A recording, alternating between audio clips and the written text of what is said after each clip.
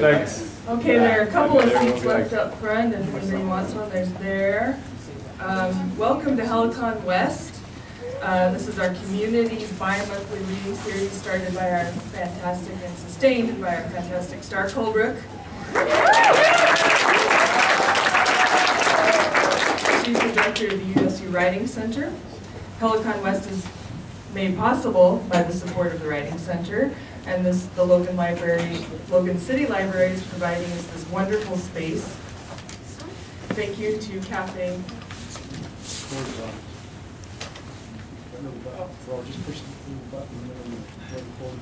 See, I told you guys the microphone was on.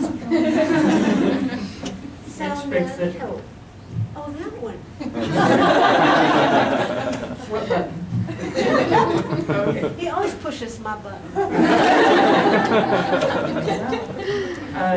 And thank you to Cafe Ibis for the coffee. I think it might already be gone or the cups are gone. But anyway, I'm Shannon Ballum. I teach at the university.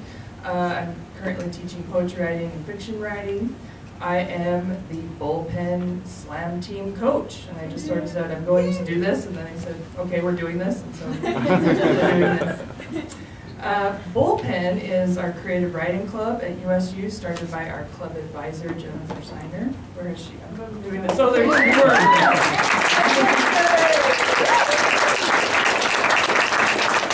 Awesome, and all majors are welcome. Okay, in fact, 2 of our SLAM team members, Nick Siniskalki and Travis Williams, are not creative writing majors, right? You switched. How persuasive we are. But Nick is a psychology major, and so just tell people, invite your friends, and everybody is welcome. All majors welcome. Bullpen is held most Mondays of the semester at 3:30 p.m. And our next meeting is next Monday at 3:30 p.m. in Old Main 207. Millie Tullis is our president of Bullpen. So you can talk to Millie if you have questions. Thanks, Millie.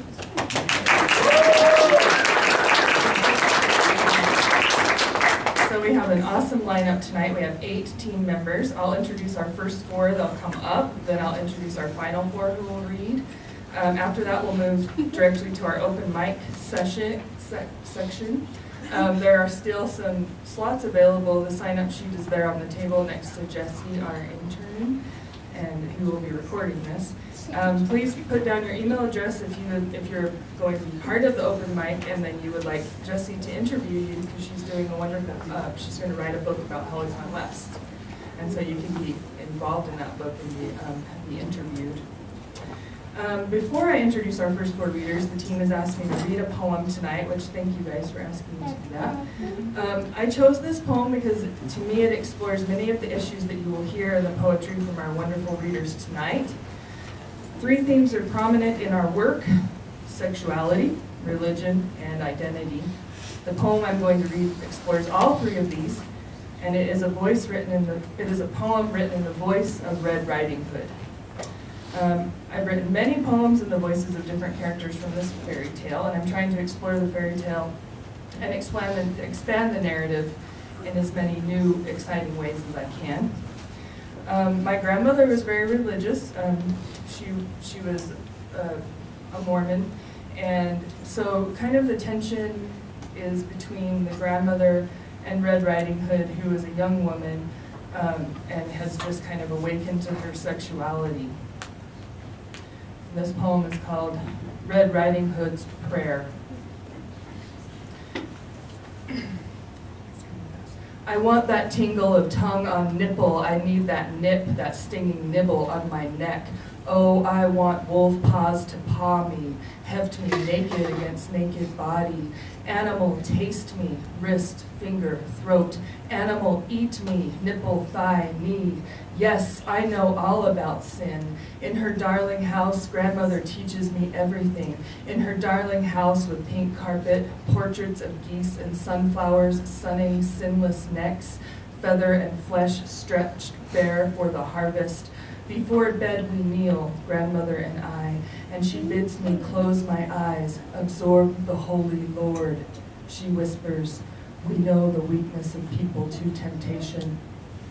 Each night through slit eyes I peek, try to catch a glimpse. Glowing robes, white hair, and does he have wings, a tail? He is never there, and grandmother whispers, we will strive, Lord, for moral and ethical perfection. And in the mornings, my body scrubbed holy in the porcelain basin, my body rinsed holy by the water, and my skin yearns for sun, my curves yearn for some hot touch, but I must remain modest, hide beneath yards of heavy cloth.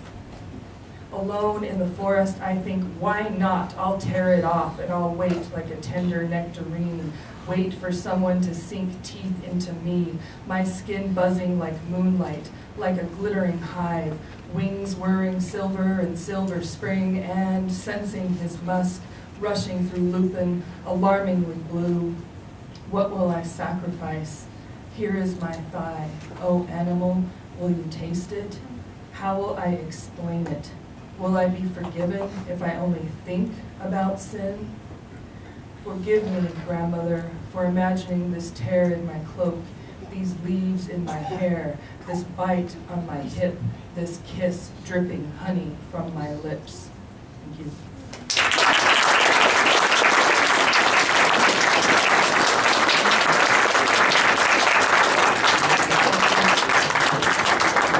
Okay, our first 4 readers tonight will be Trevor Grant, Millie Tullis, Alyssa Utley, and Travis Williams.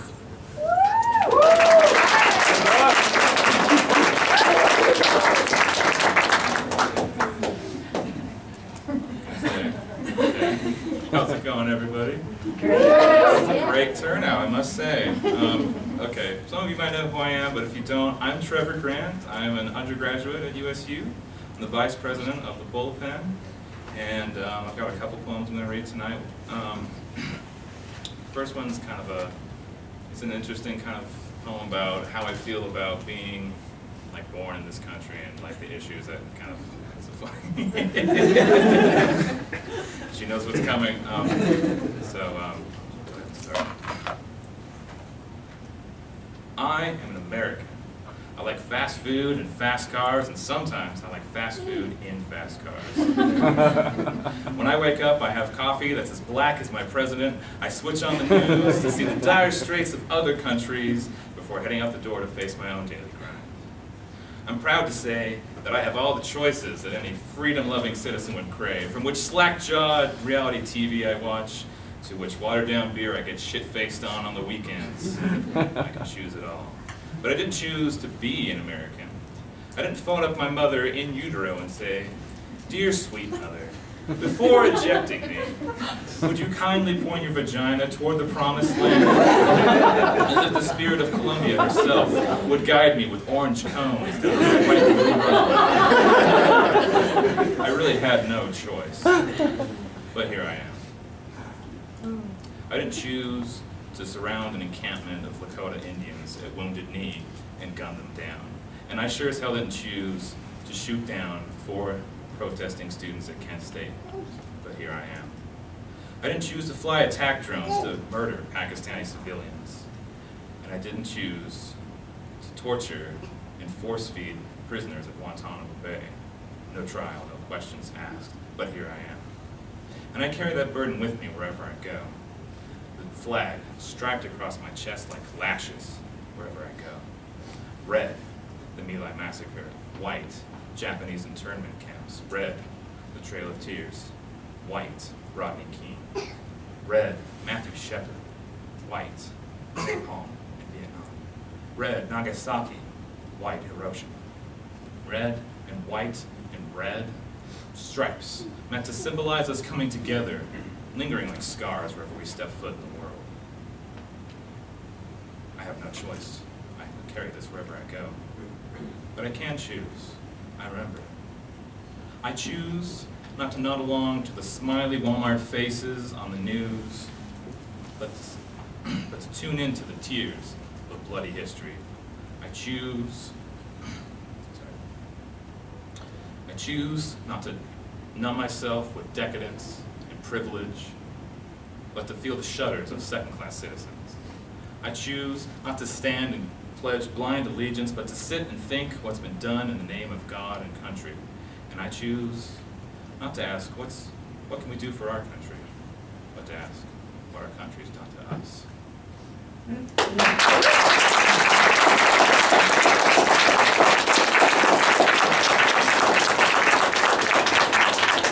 So I'm not going to pretend I've got this next one memorized like that last one. So I'm going to go ahead and have it out in front of me. This one's a little more lighthearted. It's kind of touching a, needless to say, it kind of touches on a more interesting subject, I think. So this one's called Pageant. Upon arrival at the Little Miss Beauty pageant, I'm drawn in by the colors. Curtains decked out with pinks, purples, and yellows like a pastel playground, the stage ablaze as if a rainbow vomited all over it. I slink into a chair, alone and aloof, as if it's my first AA meeting. And before I know it, it's showtime. Some up-tempo dance music pulses its way out of the speakers, unfamiliar from its nightclub habitat, and a little parade of little living dolls with buoyant curls in their hair and many mannequin smiles pours out onto the neon-lit stage.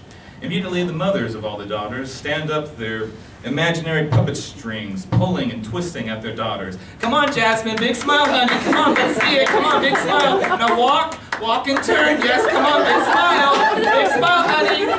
Suffice to say, Jasmine smiles. They all do. No doubt coked out on all the gummy worms and gummy fish and gummy bears and gummy frogs that had stuffed down their little throats. They all smile real big, their eyes wide as if they can't register the world around them. Before I know it, the show's opener comes to a conclusion. The mothers sit down in their in their chairs like expectant hens, and then an announcer with his bow tie securely attached below his chin lets me know that next, oh God, next, it's the swimsuits. With each passing second after this announcement, I feel the anxiety settle around every crack and fold of my skin, like thick batter settling into a waffle iron. There they are, lined up on stage, with matching smiles and frilly bikinis, like some sort of prepubescent police lineup.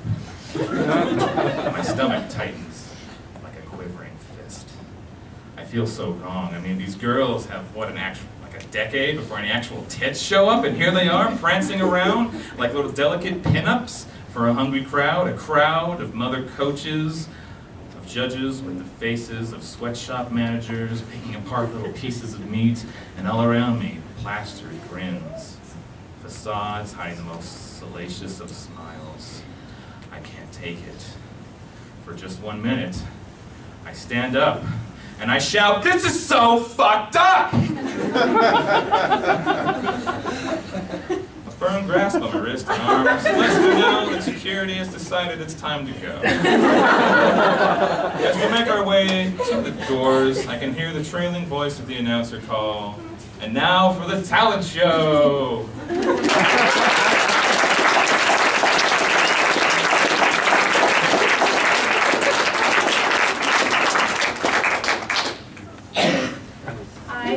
I'm Millie Tullis, and I'm reading a poem that, you know, this isn't done a lot, but I wrote a poem about a relationship, and so I'm going to share that with you guys.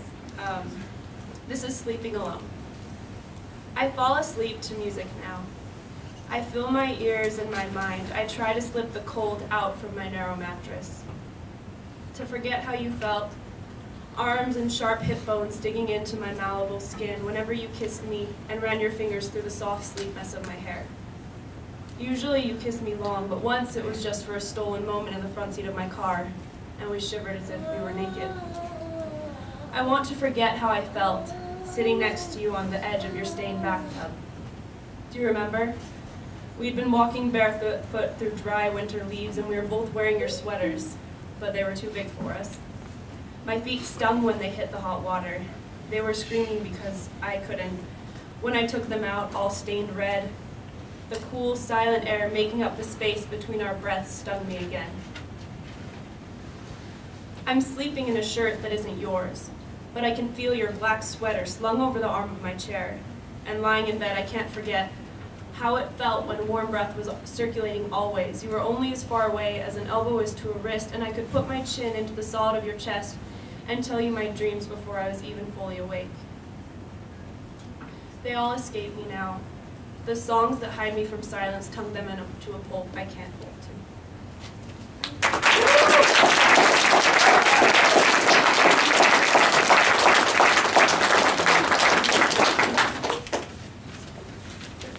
Hi everyone.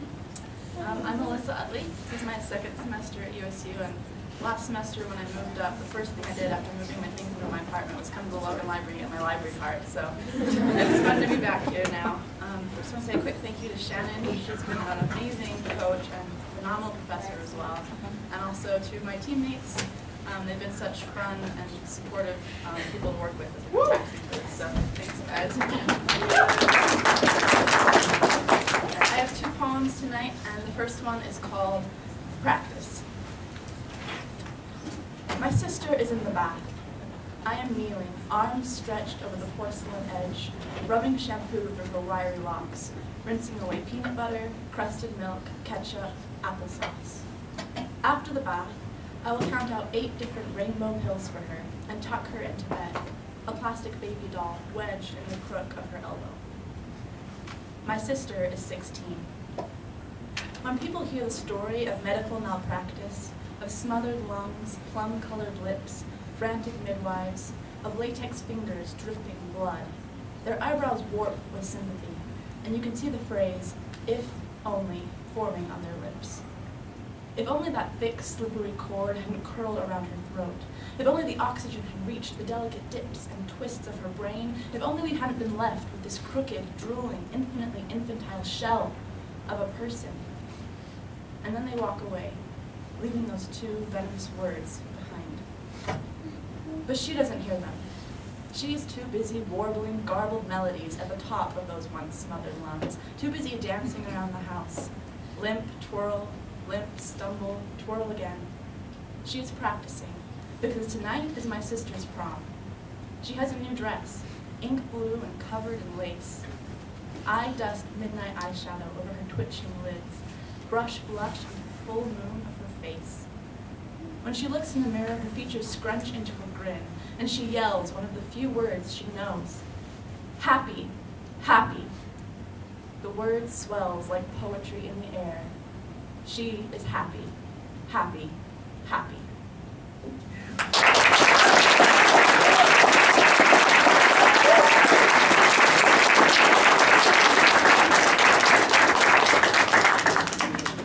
All right, my second poem is called Unconditional. You want me to tell you that we will never need to buy any bed bigger than a twin, because I will never want to be more than a shoulder's width away from you. You want me to tell you that we'll never need to pay for gas to heat this 1-bedroom apartment, because the heat between us will warm us from the inside out, filling the spongy loam of our bones with quiet fire. You want me to promise that we will not need to patch the cracks in our lives with the plastic rectangles of MasterCard or Visa, because we'll never have any cracks in the first place. You want to hear me say that I don't feel the weight of empty bank accounts, of collection notices piling in their sickly sweet shades of pink, that I don't tire of the sour sound of the phone bringing more bad news, that I can cross the delicate bridge of our love, never looking back to mainland reality, never glancing at the fangs of ocean snapping below. You want to hear me say the word unconditional, that I will stay here on this bridge with you no matter what, but I can't. The bridge boards split, the ropes strain and fray. You've dressed it up, slapped on shades of paint, turquoise, lavender, gold, and it is beautiful. But below, from the bloated lips of lovers who tried to cross, a warning. Their puffy corpses, warped with brine, spell out the letters N-O.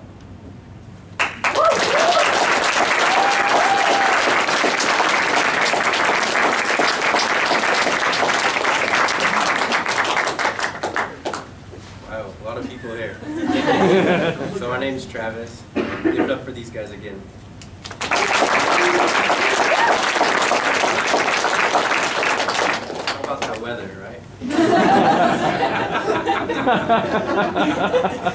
So, how many of you guys have read The Outsiders?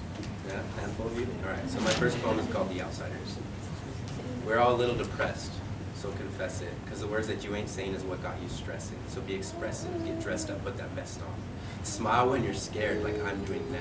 Get elated like a kid who is still stoked on ice cream and fantasy. Scream at society, but don't be too loud, don't want to be whiny.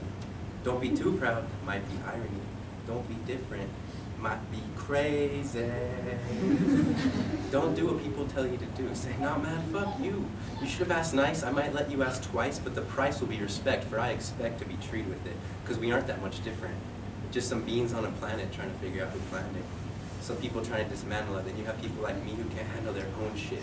My mind is like a game of Battleship. Constant bombing overseas. My own worst enemies are these memories that I can't concede, so I conceal them. I never reveal them and play it off like I'm made of a million, but constantly my emotions are hitting the ceiling. So hopefully you can revel in the fact that you're 1 in a trillion. Or maybe you're not, because others have these feelings about. So next time you have doubt, just revel in the moment. Take some deep breaths. Hold them. And above all, remember to stay golden.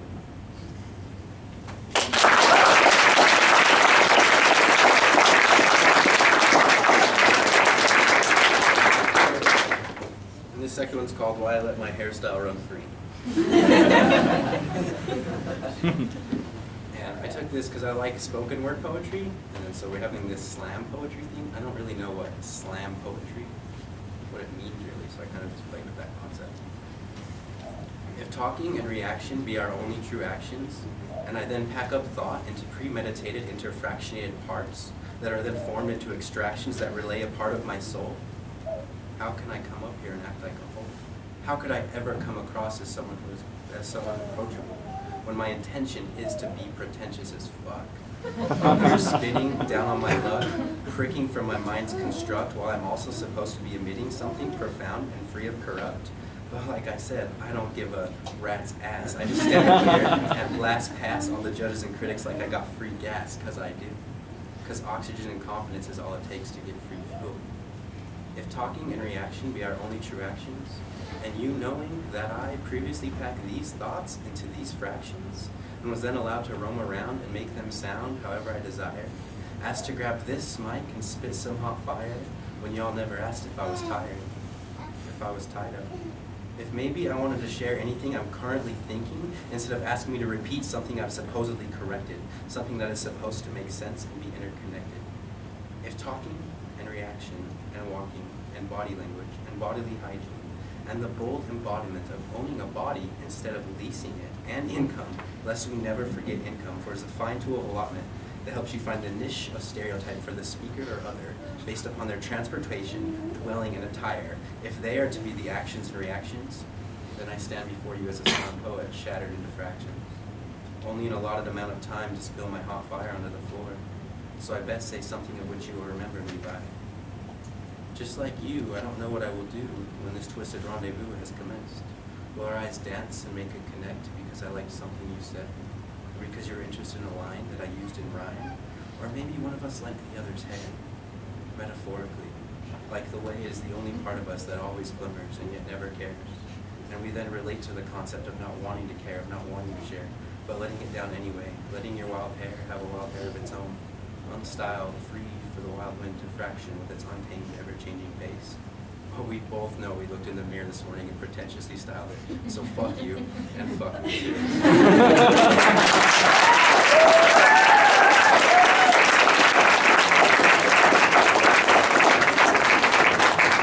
Great job, guys. Okay, so our last 4 readers will be Nick Siniskalki, Brittany McDonald, Jordan Roberts, and Jeannie Muller.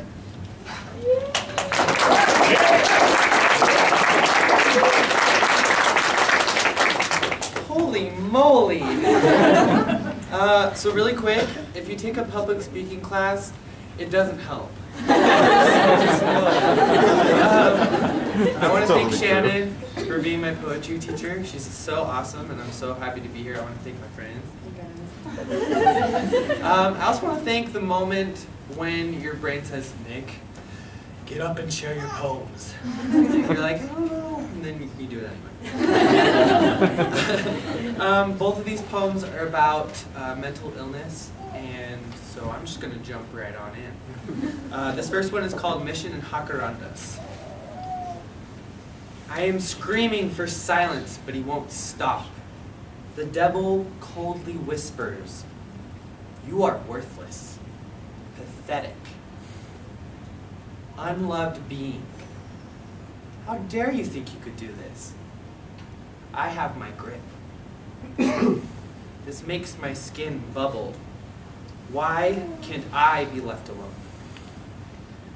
Barking sirens, music blaring, I sit staring blankly at cold tile floors with the devil on my shoulder, making me lower, lower, lower, 6 feet deep. People speak in quick-flowing gibberish. "No me entiendes?" Trying to assist me. "No te preocupas poco a poco." To understand. "Está bien, Elder." To comprehend. "¿Por qué no hablas con nosotros?" What? Wake up. Repeat. Shrug. I don't know. Nodding heads. Avoid eye contact.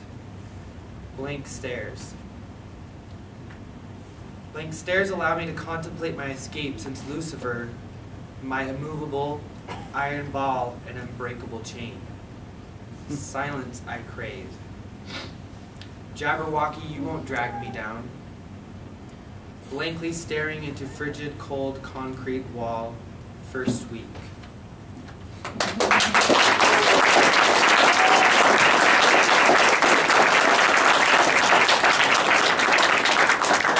And then this last one is called Kentucky Fried Apologies. "Pack your things," she says. "We're leaving." I grab my scratchy stuffed dog in a dizzy daze, hoping not to be abandoned, asking why. Once again, Dad had done nothing wrong, unless traveling for work was wrong. He never yells back when Mom has one of her moments, getting angry over something said that wasn't phrased right, or screaming, "You never loved us or you would be here," filling my ears with poison. He remains stoic. Sometimes he brings us warm animals with heart-shaped tags and names, praying that they'll make up for his absence. He is trying. He does love us. I want to stay in the place called familiar. She leaves even though I plead for her not to. I hear the creaking humming of the garage door. She returns with KFC and grease and regret with a side of biscuits and coleslaw. He gathers us around the table. We are smiling statues in the family portrait, pretending nothing is wrong, that we are full of joy. The day dissolves while I slurp savory skin and rip through meat and tendons. The grease stains my face. Thank you.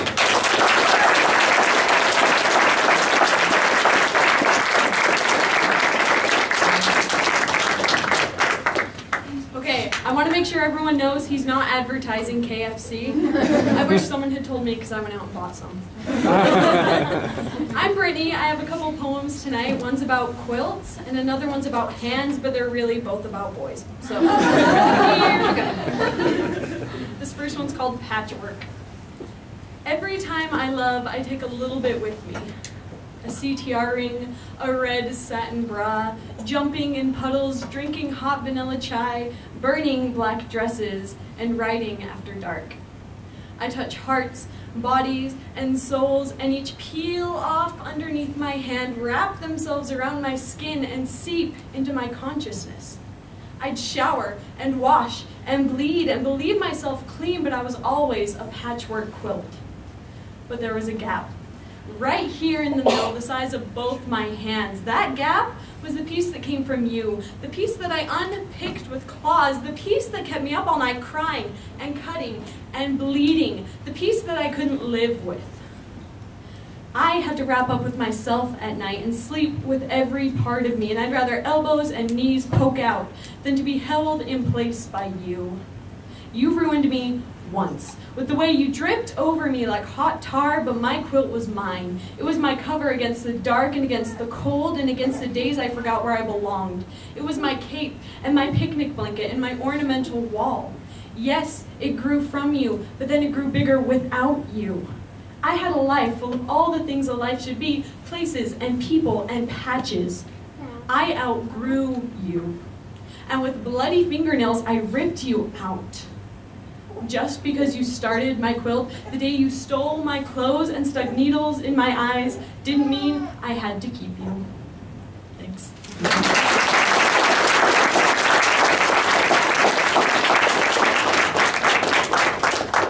And this one's called Holding Hands.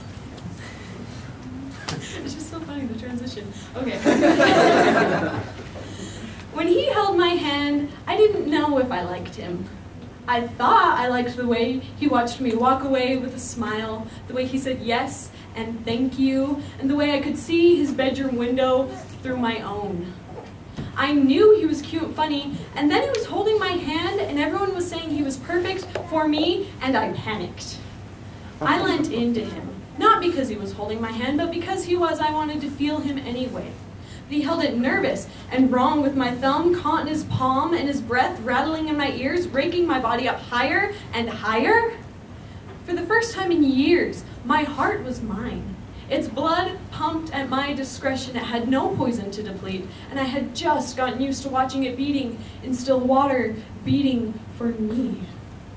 And then he held my hand, and I knew I wasn't ready to give away the freedom I barely learned I had, to commit myself away when I had already made a promise to me. He was holding my hand, but only with his hand.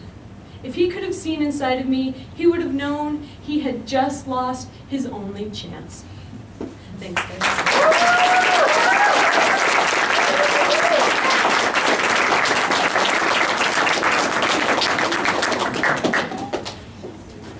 Hi guys, my name is Jordan Roberts. It's my third year as a Utah State student, my first year as a creative writing major. Yeah, pretty exciting stuff. I want to offer thanks to my team and my coaches. They've been so great, and I'm so glad I have such great new friends. So thank you guys. So my poem is about me being a Mormon, and I know it's a shocker, a Mormon in Utah. I don't know, but so here it goes. It's called Religious Discussion. I am a Mormon. My choose the right ring wrapped around my finger before I even knew what LDS stood for. Now in Utah, there are two kinds of people, Mormons and everyone else. Now when I happen to meet a new everyone else, they're able to see me not as a Book of Mormon monger, but as a person. But some people, upon discovering my faith, give me the look. You know, the look, as if I just sacrificed their firstborn son. The look is always followed by, oh, so you're one of those? I'm one of those? Oh, but some people go on to say, you seem okay, but Mormons are really judgy. So, you're judging me, saying I seem okay. But then you judge my religion, saying they judge everyone else. So I'm going to judge you and your knowledge on the judgment of my church, and all we get is a jumble full of judgment. My roommate was flunking classes, so I asked God to help him. John grew up evangelical, so I thought he'd appreciate my prayers to God on his behalf. I pray for you every night, John. Please don't, Jordan. As if my prayer wasn't adequate because it's a Mormon prayer. Would you prefer I offer up an evangelical prayer? My best friend calls my faith a sham, that Mormonism is a cult. Maybe it is. Maybe giving 10% of my money to a greater cause seems weird. Maybe volunteering my time to my struggling brothers and sisters seems strange. Maybe loving all of you in hopes you can love me despite my religion seems cultish. Maybe it is, but I'm not leaving. The church taught me that the world does not revolve around my broken heart, that life is about enduring to the end and helping my fallen brothers and sisters along the way, that I need to take more time to share the good times with weary hands. that I need to treat everyone with the love that beats so hard through my veins I can't help but want to share this life-changing music with you. Now all of you know my faith. Maybe some of you can't be my friend. That's okay. I'll still be yours. Thanks, you guys.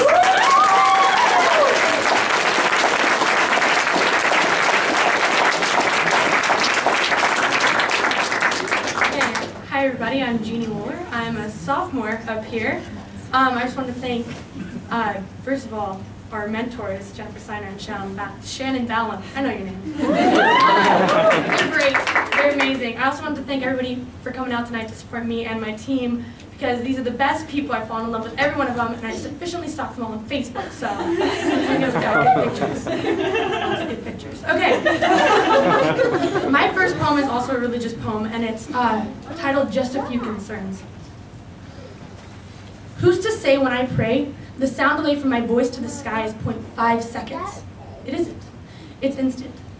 But sometimes I'm put on hold, waiting, as the elevator music swirling around in my ears is nothing but the same insecurities that made me fall to my knees and ask a man to forgive me. The feminist in me wants to pull out my pepper spray and say, stay the hell away from me! But I don't. I just squint tighter and tell my friends I stopped praying years ago. Maybe prayer's a placebo. A cube of sugar I swallow 2 to 3 times a week, handed to me by a man in white scrubs who has yet to scrub the blood from the holes in his hands as he reaches for a soul that may have already been lost. It's no question that I question his motives, because whose blood is on his hands? His own, or the millions of people who, dying, cry out his name?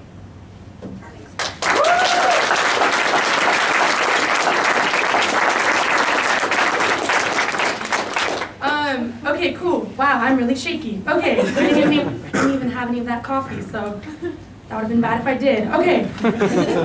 This next poem is a poem about manipulation within relationships. It's called You Didn't Hear It From Me. Let me introduce you to my friends Max and Amy. You can't see them, but I wouldn't call them imaginary. Matt has these round rim glasses to help him see in HD, or was it 3D, or her double Ds? I don't know. He has this smile that will make the world twist like a pretzel and remove you from the shell that once kept you from sprinkling salt onto the freshly cauterized wounds some people call love. The sound of his heart reminds me of my father's. It moves up and down with every breath of fresh air. He smells my hair and tells me I smell like rain on concrete, like I have defeated the voice behind his 2 eyes that refuse to cry out and say, I love you!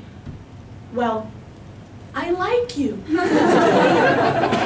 Matt likes me until I become inconvenient, no longer a present, but a curse. He must have rehearsed that line until his tongue cut against his teeth and made him unable to speak into the microphone I held up to his lips when I asked him, do you mean it? Oh, I almost forgot, I haven't introduced Amy. Amy has this warm personality, like the feeling you get in your chest after you ingest a damn good shot of tequila. She'll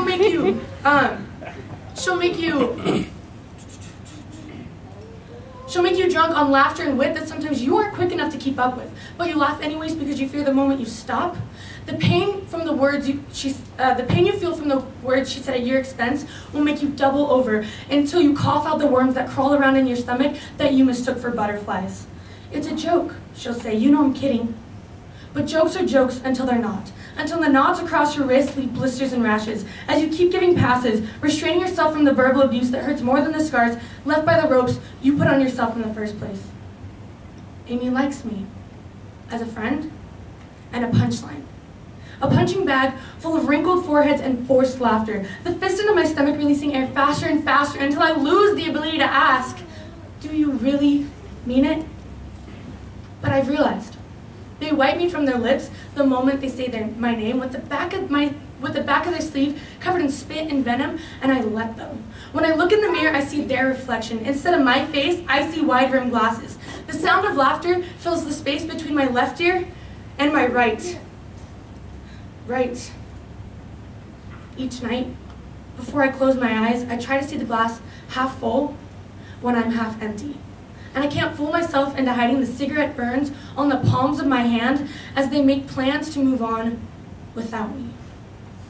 You dropped me, and I shattered like glass. I've got to ask, have the cuts on the soles of your feet healed since you stilled on the shards of what I used to be?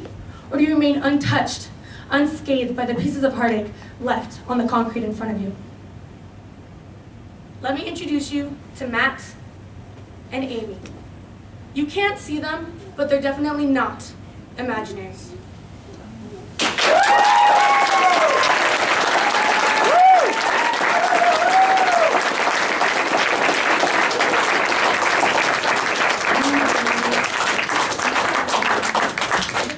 Let's have them all stand up and give one more round of applause.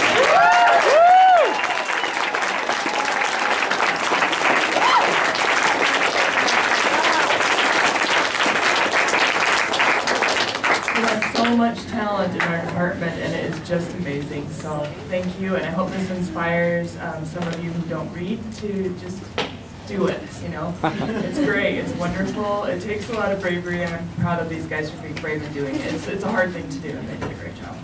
Yeah. Okay, so we'll move right into our open mic. I will introduce the first 3 readers, and then I'll come back up after those 3 readers are done, and we'll go on from there.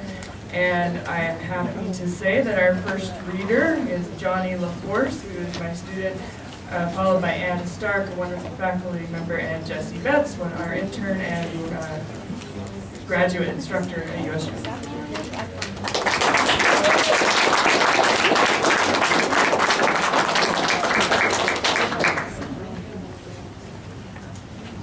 that thing out the way. I hate microphones. I was a Marine for 4 years. I get paid to yell at people. I know how to project my voice on the daddy of a microphone. You can maybe grave. Also, I'm going to be Shannon's most politically incorrect student, so if you don't like what I say, I won't blame you if you walk out the door. It's called a tart mistress. I know he's home. I can hear his keys jangling against the door, the lock. I know he'll have roses, red, yellow, a spray of baby's breath. Exactly like my wedding bouquet. He has a good memory for that. He knows what I like.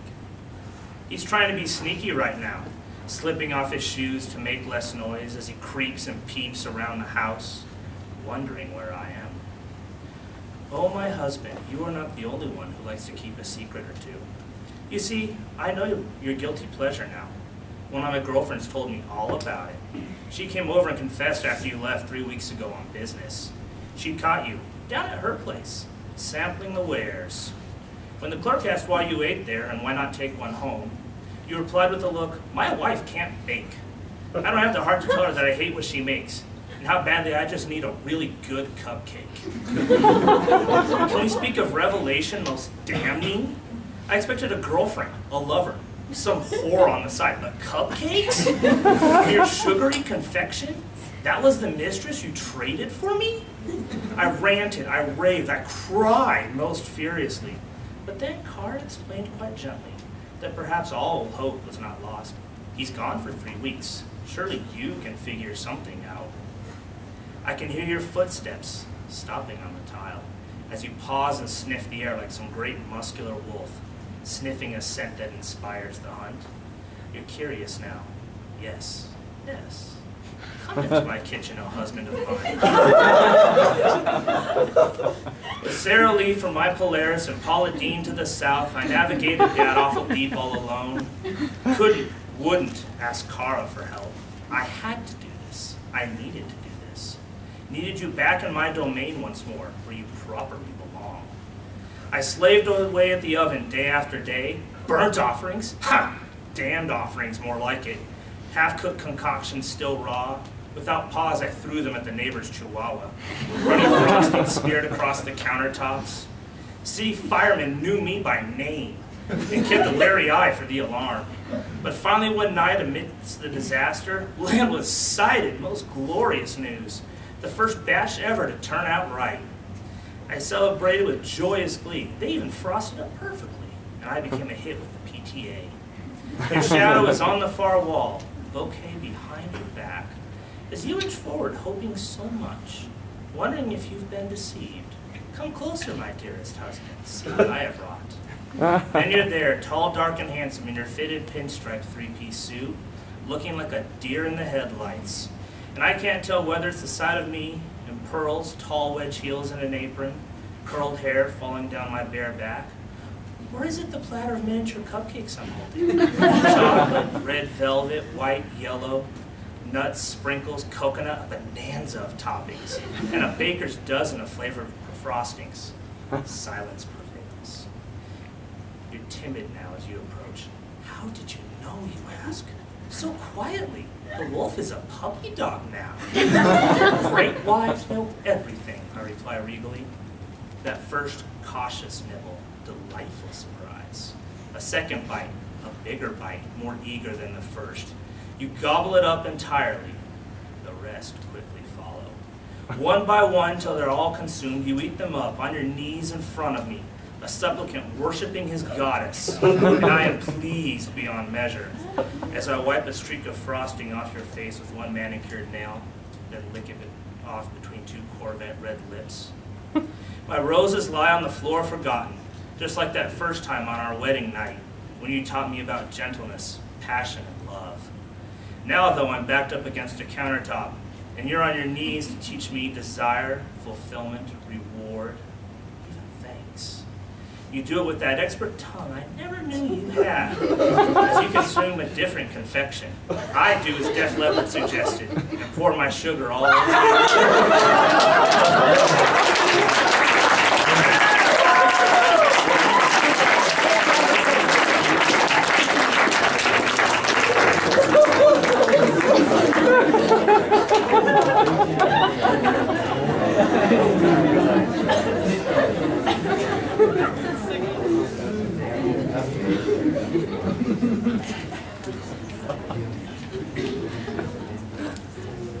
Hi. I have a couple pages here from my novel that I'm beginning to send out, and it's about the main character is a woman who's involved in child trafficking. It's set in Berkeley, California, and the title is called Yellow Moon Backstage. And last time I tried out a bit of my first chapter with you, and this time I'm going back to that same character, and here she is entering the house in which one of the children who they've abducted is inside. She enters their East Oakland bungalow by the back door, not because she might be spotted by the neighbors, but because there's a strange thing hanging over the front door that frightens her. Clyde says it's only a piece of shriveled garlic left by the previous tenants. Those tenants were Santeria members, and one of them, an old lady who supposedly died in the house, was known as una cura, which they took to be a witch doctor. Clyde insists that they leave the garlic pinned to the lintel because it's a sign of good luck, and they need it. But she doesn't believe that the piece of wrinkled lap skin is actually vegetable material. She stumbles into the house through the screen door at the back. Getting there, she has to shuffle past a dog chained inside a 6-by-6 foot enclosure. The dog belongs to the neighbor who was never there. She doesn't know how the animal gets fed, doesn't get to stretch its legs much, and it barks at the squirrels and tree rats in the acacia trees all night long. She feels sorry for it because sometimes she feels just like that dog. Clive pulls the car to the edge of the driveway near the chain link fence. After letting her out, he maneuvers the vehicle. His vehicle's often changed. Over the dirt backyard and into the adjacent street through the abandoned property behind the house. Clive doesn't want anyone to see the car, so he parks it on the side street. This one is a teal Celebrity. Last week it was a burnished crimson van. Clive doesn't like to drive vans by choice. He says that for what the two of them do all day, the vans are police magnets. Inside the screen door, she stepped into a small kitchen, washes her hands at the porcelain sink, which she doesn't use unless she has to, nor the ancient stove. The refrigerator holds bottles of milk and beer. Covers of painted wood with double doors hide an inner compartment where he keeps illegal documents and drugs. She was not supposed to venture in that area besides removing a can of chili or a bag of chicharrones. There are 2 rooms besides the living area, an open space with not much more than a torn couch and a mounted TV. One of the rooms she always avoids unless she has to go in, the one that houses the children. Her shared room with Clive contrasts with the rest by virtue of its color. The walls are maroon, the bed erupting with a week's worth of clothing, mostly hers, batiqued and safari printed, tropical and billowy. Clive's expensive t-shirts and sport coats were hung up in the closet, dry cleaned and encased in plastic cocoons, along with her designer dresses, which she never wore anymore. There are a few missing items which she has sold, but Clive's suits still dominate and hide any gaps in the space. Clive himself often smelled of the chemical dry cleaning agent from his suits combined with his strong cologne. She hasn't peeked in yet to check on the little girl whom they left sleeping in the other room. There are toys in the crib along with the poodle cloth puppets that can double as blankets. Clive will come home soon with snacks that she will supplement with milk. He had told her he was going out to hang posters. She doesn't know what that means. It could mean seeing other women, but she doesn't venture to guess. She forces herself not to think about what he does because of the heavy weight of disappointment, anxiety, jealousy, and regret will descend upon her, her personal dagger, as she calls it. The sinking feeling happened about once every other day, and it was only the fix at night that made her feel better. Buried in her mound of fabric, she thinks about her own childhood hours spent huddled in her bed at the Steppenwolf Theater. It was not much different from what she is doing now, nor different from the little girl in the room opposite. Except she had been 6, and this little girl is a lot younger, maybe 3. Back then, her own dad and his wife cavorted and carried on with other members of the troupe in a room adjacent to her own. They would come to practice their lines and drink a few beers after rehearsal. The children just stayed in the shadows and found their refuge behind the green room. Old dressing rooms converted into bedrooms, cots for beds, old trunks for dressers, movie posters instead of windows. She did love the old costumes she would find there. After they lived in the Steppenwolf for a few years and she had some school friends, she and her friends would sometimes sneak into the costume room and dress up as Asian princesses from Turandot, Renaissance maidens from Verona, and society girls from Who's Afraid of Virginia Woolf. Her favorites were the stacked pumps because they gave her some height. She never liked that she was so small and her sister and brother towered over her. Sometimes her stepmom would find her sneaking around, but she didn't dare scold or expose her to her father. Mercedes was always afraid of Henry's children, and why shouldn't she be? How did she know that her teenage lover would return after 15 years with 2 daughters aged 6 and 12? What prepares a woman to care for another woman's children? Blushing now in the folds of her clothing, she asks herself that same question because that's exactly what she is expected to do. She pulls a bit of white lace around her long hair like a veil, cocks her head, and sees a maidenly image of herself in the reflection from the mounted mirror over the dresser. The white contrasts with her buttery brown skin. A saintly bride. What a joke. Clive will never marry her. She has always known that. But why did she choose this white man over Lucas, who was flawed but humble and really loved her? Was it because her father was white? Had she inherited her papa's promiscuity as well as a host of other bad qualities?